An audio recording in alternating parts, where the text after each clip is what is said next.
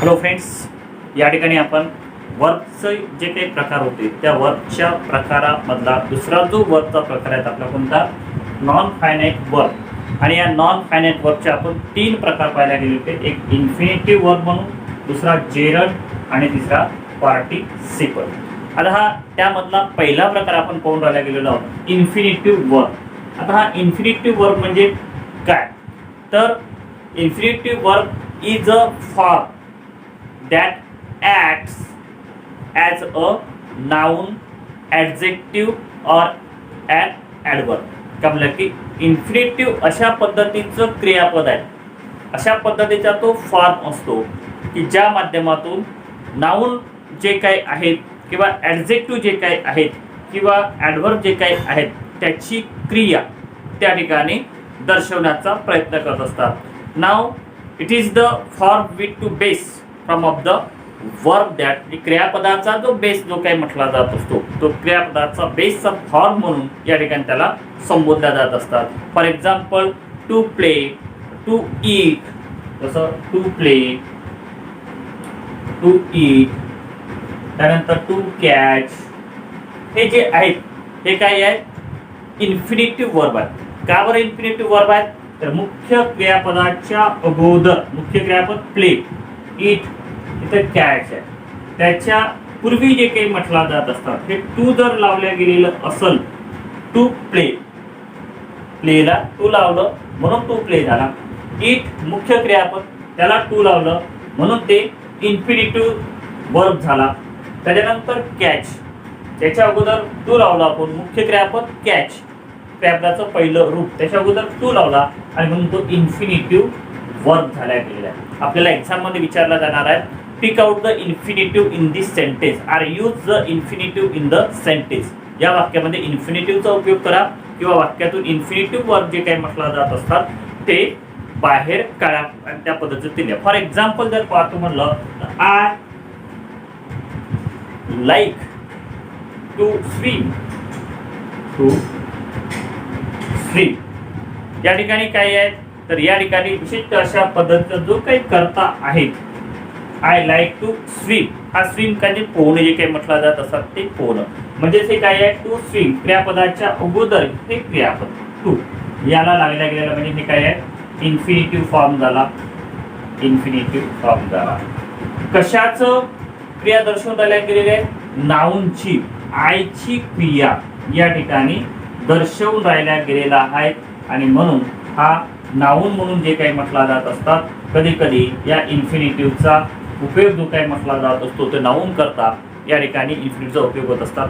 For example second जे काय म्हटलं त्या ठिकाणी मेन वर्ब जे काही म्हटला जात असतात हे मेन वर्ब आहे, पण हे जे काही म्हटला जात असतात हे इन्फिनिटिव्ह वर्ब म्हणून याला गणल्या जात असतात. सेकंड वाक्य जे काही म्हटला जात असतात, to walk is useful, to walk is useful. आता इथे जे काही म्हटलं जात असतात इथे सुद्धा टू वॉक म्हणजे वाक्याच्या सुरुवातीलाच आहेत. हे इन्फिनिटिव्ह कुठे येऊ शकते, तर कधी कधी शेवटी आला गेलेला आहे, तर कधी कधी सुरुवातीला सुद्धा येऊ शकते. म्हणजे असं नेमकं नाही की ते याच ठिकाणी असेल बा म्हणून. ते कधी कधी नाउन म्हणून जे काही म्हटलं जात असतात ते नाउन म्हणून, कधी कधी जे काही म्हटलं जात असतात ते विशिष्ट अशा पद्धतीचं ॲडजेक्टिव्ह जे काही म्हटलं जात असतात, ॲडव्हर्ब जे काही म्हटला जात असतात ते ॲडव्हर्ब म्हणून सुद्धा त्या ठिकाणी त्याचा उपयोग केला जात असतात. आणि असे जे इन्फिनिटिव्ह जे काही म्हटला जात असतात ते दोन प्रकारचे म्हणून संबोधले गेलेलं आहे.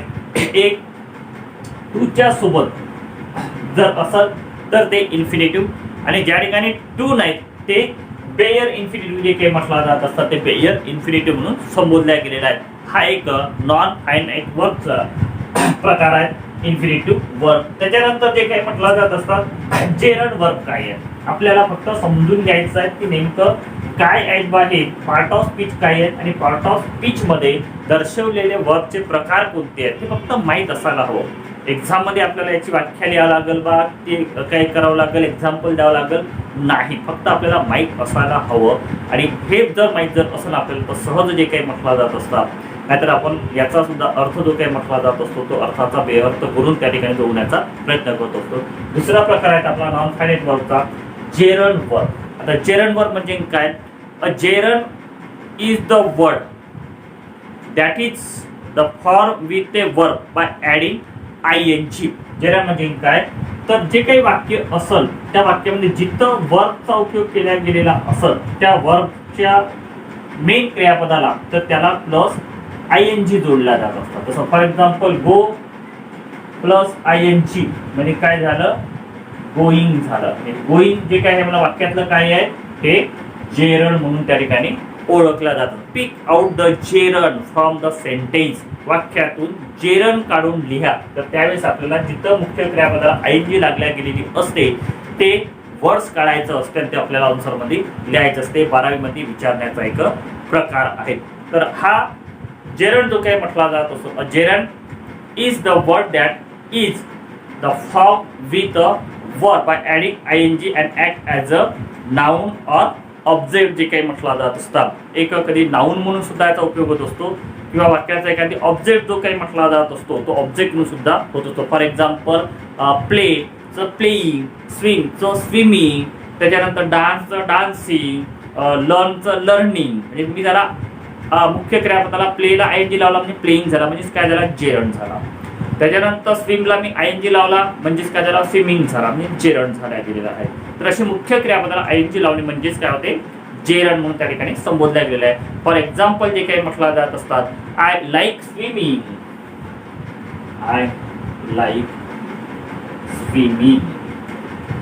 आता हे वाक्य जे काही म्हटलं जात असतात त्याच्यानंतर इथे काय आहे की विशिष्ट अशा पद्धतीचा हा स्विमिंग आहे, ING लागल्या गेलेला आहे म्हणजेच काय झालं की या ठिकाणी हे जे काही आहे ते हे या ठिकाणी auxiliary verb sorry main verb जे काही म्हटलं जात असतात ते मेन वर्ब म्हणून त्या ठिकाणी वापरला गेलेला आहे.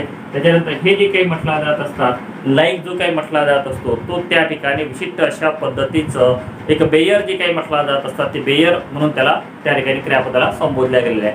दुसरं जे काही म्हटलं जात असतात walking is a good exercise,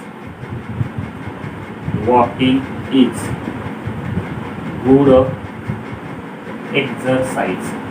आता इथं वॉकिंग क्रियापदाचं पहिलं रूप वॉक त्याला ING लावला वॉकिंग. काय बनून आला या ठिकाणी? नाउन बनून आला. इथे काय बनून आला? I like swimming. This is the subject verb and object. इथं ऑब्जेक्ट बनून आल्या गेलेला आहे स्विमिंग. अशा पद्धतीने याची जी काही जागा जे काही म्हटला जात असतात ती जागा मात्र त्या ठिकाणी नक्की नसते. जसं walking is good exercise, to walk is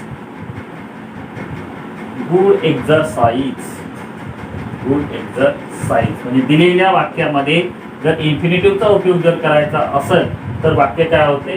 to वॉकिंगचा ING काढला, मुख्य क्रियापदाच्या समोर टू लावला, to walk is good exercise. आपल्याला 12वी मध्ये 11वी 12वी मध्ये याच पद्धतीचं ग्रामर विचारणार आहे. इन्फिनिटिव्ह जेरन जर आल्या गेलेला असेल तर काय करायचं आहे? जेरनचं वाक्य असेल ING काढायचा, मुख्य क्रियापदाच्या समोर टू लावायचा. वाक्य इन्फिनिटिव्हचं दिलं असेल म्हटलं गेलेलं आहे की जेरनचा उपयोग करा तर टू काढायचा आणि मुख्य क्रियापदाला ING लावायचा. उरलेलं वाक्य जे काही म्हटलं जात असतं ते जशाने तसं ठेवायचं.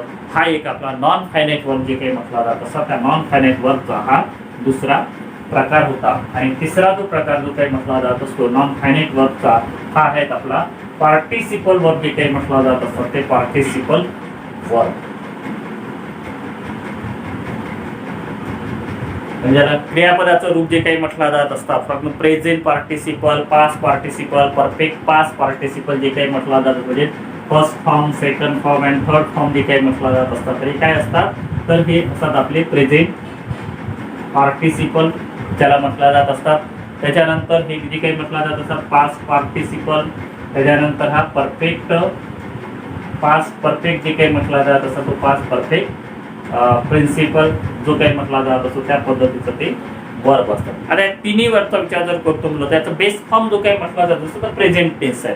त्या प्रेझेंट टेन्सचा जर पाहतो तर base form of the verb plus ING ज्याला जो काही बेस फॉर्म ऑफचा जो काही असेल त्याला ING लावले त्याला मुख्य क्रियापदाला ING लावणे म्हणजेच त्या ठिकाणी प्रेझेंट पार्टिसिपल वर्ब जे काही म्हटला जात असतात तो प्रेझेंट पार्टिसिपल वर्ब म्हणून संबोधला गेलेला आहे. फॉर एक्झाम्पल जे काही म्हटला जात असतात हॅविंग, त्याच्यानंतर जम्पिंग, सीइंग जे काही म्हटला जात असतात, लुकिंग जे काही म्हटला जात असतात, वॉकिंग जे काही म्हटला जात असतात हे काय क्रियापदाचे पहिले रूप आहेत. त्याला बेस फॉर्म क्रियापदाच्या बेस फॉर्मला बेस म्हणजे पाया पहिला त्या ठिकाणी आयएनजी लावणे म्हणजेच काय झालं तर प्रेझेंट पार्टिसिपल वर्ब म्हणून त्या ठिकाणी कंडक्ट केलं. For example they are playing, they are playing. क्रियापदाचं बेस फॉर्म प्ले आहे आणि मग त्याला आयएनजी लावला म्हणून काय झाला तो प्रेझेंट पार्टिसिपल वर्ब झाला गेलेला आहे. दुसरं एक्झाम जर पाहतो म्हणलं तर I saw a burning Hut, I saw a burning हट. जळत असणारी जी झोपडी जी काही म्हटलं जात असतात ती पाहत होतो. सॉ म्हणजे होतो. आणि म्हणून या ठिकाणी जे काही म्हटलं जात असतात बर्निंग जो काही म्हटला जात असतो तो बर्निंग या ठिकाणी मेन वर्ब म्हणून आल्या गेलेला आहे. मुख्य क्रियापद त्याला आयएनजी लागला गेलेला आहे. जरी हे सॉ जरी असेल या ठिकाणी सी सॉ, परंतु हे काय हेल्पिंग वर्बचा त्या ठिकाणी यूज या ठिकाणी आपण केला गेलेला आहे. मेन वर्ब जर कोणतं जर असेल तर ते आहे. प्लेइंग क्रियापदाला आयएनजी लावला गेलेला असेल तर. दुसरं जे काही म्हटलं जात असतात पास्ट पार्टिसिपल. आता पास्ट पार्टिसिपल वर्ब म्हणजे काय तर third form of the verb म्हणजे क्रियापदाचं तिसरं रूप जे काही म्हटलं जात असतात त्या तिसऱ्या रूपाचा उपयोग ज्या ठिकाणी होतो तिथं पास्ट पार्टिसिपल वर्ब म्हणून त्या ठिकाणी संबोधल्या गेलेला आहे त्याला. For example have to be the broken, stolen, त्याच्यानंतर इटन. हे जे आहे ते क्रियापदाचे तिसरं रूप आहे. जसं for example break, broke, broken. Break, broke and broken. जसं ब्रेक, ब्रोक आणि तिसरं ब्रोकन. तर हा थर्ड फॉर्म तिसरं रूप जे काही म्हटलं जातं V1, V2 आणि V3 जे काही म्हटलं जात असते V3 म्हणजेच काय आपलं पास्ट पार्टिसिपल जे काही म्हटलं जात असतात ते past participle. For example this is a broken chair, this is a, there is a broken chair. आता ब्रोकन चेअर या ठिकाणी जे काही म्हटलं जात असतात क्रियापदाचं तिसरं रूप जे काही म्हटलं जात असतात ते या ठिकाणी ब्रोकन आहेत. आणि हे ब्रोकन या ठिकाणी काय आल्या गेलेलं आहे तर ऍडजेक्टिव्ह. कशाचा adjective? There is a chair. Chair कशी आहे? ब्रोकन आहे, तुटलेली आहे. तुटलेली आहे त्याचं विशेषण दिलं आहे की चेअर कशी आहे म्हणजे हे ऍडजेक्टिव्ह म्हणून या ठिकाणी या पास्ट पार्टिसिपल वर्बचा उपयोग केला गेलेला आहे. For example I have finish my work, I have finish my work. आता या ठिकाणी क्रियापद जर पाहतो म्हणलं तर क्रियापद कोणता या ठिकाणी फिनिश आहे. पास्ट पार्टिसिपल जे काही म्हटलं जात असा मेन वर्ब आहे या ठिकाणी हा. आणि म्हणून I have finish my work. Have काय आहे या ठिकाणी? हा लिंकिंग वर्ब म्हणून आपण त्याला सहाय्यकारी क्रियापद जे काही म्हटलं जातं सहाय्यकारी क्रियापद म्हणून या ठिकाणी फिनिशची एक क्रिया दर्शवण्यात येतात. हा इज सुद्धा याला हेल्पिंग म्हणून ब्रोकनला हेल्पिंग म्हणून या ठिकाणी इज त्या ठिकाणी आपण वापरला गेलेला आहे. त्यातला एक पार्ट होतं पास्ट पार्टिसिपल वर्ब म्हणून त्या ठिकाणी संबोधला गेला आहे. आणि आता शेवटचा प्रकार जो काय म्हटला जात असतो या आपल्या वर्बचा तो जर कोणता जर असेल तर नाव here is to the past perfect participle verb जे काही म्हटला जात असतात म्हणजे having plus third form of the verb. Having plus third form of the verb जे काही म्हटला जात असतात तो वर्बचा. जसं फॉर एक्झाम्पल ही टूक हिज फूड, ही टूक हिज फूड. हे एक वाक्य आहे.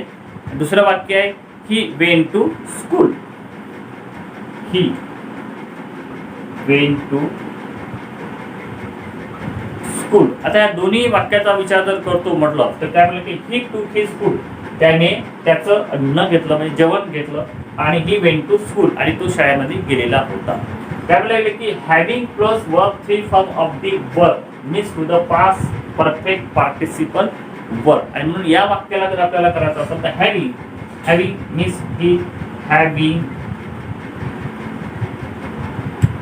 टूक, टेकन, हॅविंग टेकन कोणी हिज फूड, हिज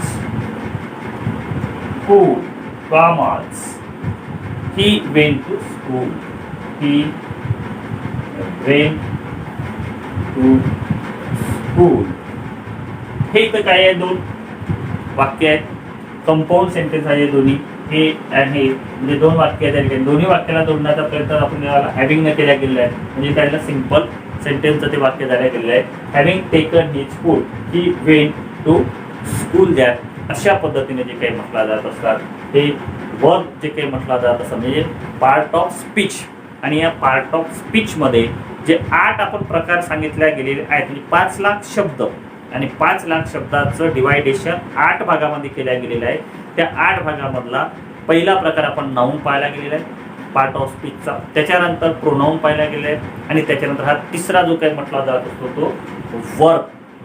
हा तिसरा प्रकार. काही कशी क्रियापदं आहेत की जे पार्ट ऑफ स्पीचच्या माध्यमातून जे काही म्हटलं जात असतात त्याचं सुद्धा डिवायडेशन या ठिकाणी होत असतात. आणि हे डिवायडेशन कोणत्या माध्यमातून, तर फायनाईट आणि नॉन फायनाईट वर्ब. आणि फायनाईट आणि नॉन फायनाईट वर्बच्या माध्यमातून जे काही सहकारी क्रियापद जे काही आले गेलेले असत त्यांचा उपयोग जो काही म्हटला जात असतो तो उपयोग कोणत्या माध्यमातून त्या ठिकाणी होत असतात. म्हणजे एखादी जर वाक्य जर दिल्या गेलेलं असेल तर त्या वाक्यामध्ये जी काही ॲक्शन जी काही म्हटला जात असतात, जी काही कृती जी काही म्हटला जात असतात, ती कृती जर करायची असेल, एखादी गोष्ट एक्सप्रेस जर करायची असेल तर ती कोणाच्या सहकार्याच्या माध्यमातून केल्या जात असेल तर ते वर्ब आवश्यक आहेत. आणि या वर्बला त्या पद्धतीचं अकॉर्डन्स टेन्सच्या नियमानुसार जर पाहतो म्हणलं ते एक्सप्रेस जर करायचं असेल तर मग त्याला आपल्याला मेन वर्ब सोबत जे काही म्हटलं जात असतात हे प्रिन्सिपल वर्ब आहेत. त्याच्यानंतर ऑक्झिलरी वर्ब जे काही म्हटला जात असतात, त्याच्यानंतर इतर जे काही वर्ब जे काही म्हटला, इन्फिनिटिव्ह जे काही म्हटला जात असतात, जेरंड वर्ब जे काही म्हटला जात असतात तर त्याचा उपयोग त्या ठिकाणी आपल्याला करायचा असतो. मला अपेक्षा आहे की हे जे काही आहेत वर्ब हे वर्ब सुद्धा आपल्याला जरी अभ्यासाच्या दृष्टिकोनातून, परीक्षेच्या दृष्टिकोनातून जरी फार जरी विचारला जात नसेल, परंतु मात्र स्पर्धा परीक्षा जेव्हा तुम्ही रेल्वेची 12वी पास झाल्यानंतर जेव्हा तुम्ही स्पर्धा परीक्षा जेव्हा तुम्ही देण्याचा प्रयत्न कराल तेव्हा त्या स्पर्धा परीक्षेमध्ये फक्त हेच grammar, part of speech, tense जे काही म्हटलं जात असतात तर या टेन्स पार्ट ऑफ स्पीचच्याच माध्यमातून जास्तीत जास्त जे काही म्हटलं जात असतात, इंग्रजीचे क्वेश्चन जे काही म्हटलं जात असतात ते त्या ठिकाणी विचारल्या जात असतात. म्हणून ती तयारी किंवा आपल्याला एक रिव्हिजन जे काही म्हटलं जात असतं ते रिव्हिजन व्हावी, इंग्रजी काय आहेत ते आपल्याला कळावी. Yes, that is the must to us that. म्हणून वाय आपल्याला का आवश्यक आहे या प्रश्नाचं उत्तर जे काही म्हटलं जात असतात या व्हिडिओच्या माध्यमातून आपल्याला मिळत असतं किंवा या ग्रामरच्या माध्यमातून आपल्याला म्हणते yes that is the essential, that हे आवश्यक आहे. परंतु ते आपण काही कारण असतो आपण त्याला कंटिन्यू 5वी पासून ठेवल्या गेलेलं नाही आणि म्हणून आज आपल्याला माहीत असून सुद्धा मात्र विसरल्यासारखं होते. आणि म्हणून ते न विसरावं याच्याकरता हा एक माझा छोटासा प्रयत्न. आणि या वर्ब नंतर आपण पार्ट ऑफ स्पीचचा नेक्स्ट पार्ट जो काय म्हटला जात असतो जो ॲडव्हर्ब म्हणून वाक्यामध्ये कधी कधी येत असतात तर ते ॲडव्हर्ब काय आहेत आणि ॲडव्हर्बचे प्रकार काय आहेत त्याचा व्हिडिओ आपण दुसऱ्या भागाच्या माध्यमातून त्या ठिकाणी दुसऱ्या व्हिडिओच्या माध्यमातून ते ॲडव्हर्ब काय आहे ते पाहण्याचा प्रयत्न करू. तुर्तास तेवढंच. धन्यवाद.